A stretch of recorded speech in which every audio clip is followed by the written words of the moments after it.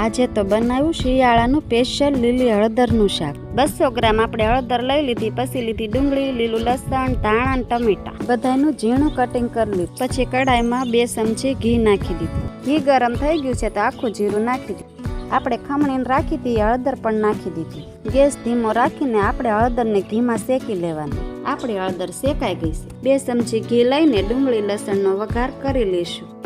ઘી ગરમ થઈ ગયું છે તો આપણે નાખી દઈશું ડુંગળીને ધીમા તાઈએ શેકી લઈશું।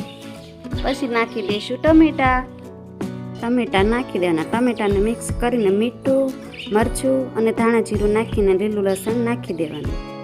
ડુંગળી ટમેટાની ગ્રેવી તૈયાર થઈ ગઈ છે તો એમાં નાખી દઈશું આપણે હળદર।